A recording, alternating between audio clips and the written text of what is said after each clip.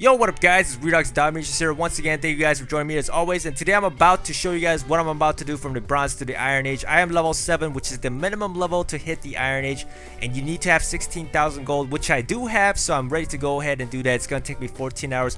Great time to do it before you go to bed, because when you wake up, there it is, your Iron Age should be there. And let's go ahead and talk about some stuff here. And before I do that, this is my base. Of course, it looks exactly the same as I did on my first video when I was at level 6, and that's when I showed you my base layout. It looks exactly the same. Like I said, I always keep my buildings at level 2 before I hit the Iron Age, because guess what, you honestly don't need anything higher than level 2.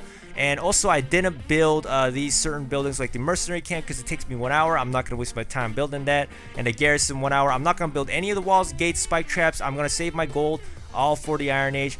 Storehouse, same thing with that. And I didn't build any of those because they just take too long. And I keep all my buildings at level 2, as you guys see here. And honestly, in my opinion, everyone should be doing this. You know, rushing as fast as possible. There's no disadvantage in doing that. I don't agree with the people, once again, that upgrade every single thing before they go. Why the hell do you want to hang around in Bronze Age so long? So let's go ahead and upgrade it right now. Oh, and before I do that, I did choose this one right here, the Stonehenge, because I of course have chosen the Acropolis on my main account, Redux. So I want to try something else. Do not choose the Hanging Gardens and the Pyramid once again, because you will not be able to change the wonders for now. Now, the developers may change this in the future, but for now we can't change this, so that's just unfortunate. Let's go ahead and talk about the countries right now. I'm going to go ahead and upgrade it. Bam! Now here we get to choose it. The Chinese. Now I've made a guide on this, of course. The Chinese, the British, the French, the Germans, the Greeks, the Japanese, and the Romans. Now this is the hardest part, of course, because we all know what the best nations are. It is definitely the Japan nation and the Roman nation. Now I am not going to choose these other nations. Now they're all pretty good and all, but I feel like, you know, playing as one of the best nations this time, because I chose the British last time and they're definitely not one of the best nations. So let's go ahead and choose either the Japanese or the Romans. Now I really do like the Romans, but the Japanese have a huge advantage with that mighty defense. I really like the fact that their town centers are able to attack. That really does grab my attention. I don't really care about the peace treaty. It's not a huge deal, but I feel like I'm going to go with the Romans, because I feel like having a large army, you know, I'm an offensive player. Once again, I'm saying this. I've emphasized this so much. I'm not the guy who sits down and defends my buildings. I definitely like attacking more.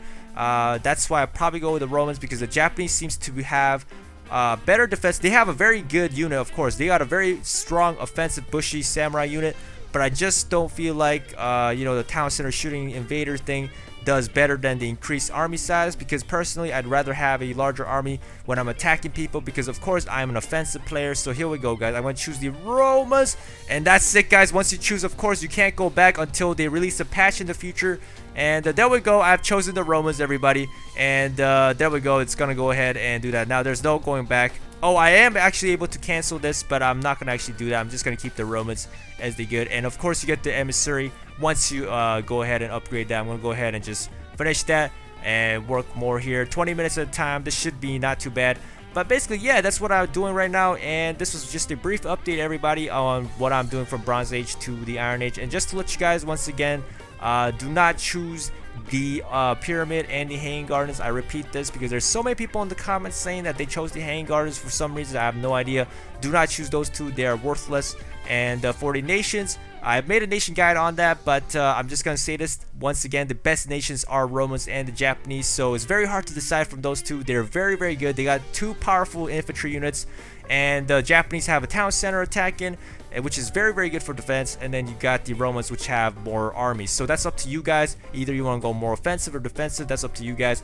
And yeah, I'll be bringing back with more videos on Kanji's adventure with the Roman nations. As you guys see, I have chosen the Romans this time. And I'll wrap this up right now. Keep dominating your opponents and have fun. I'll see you guys later, and peace out, everybody.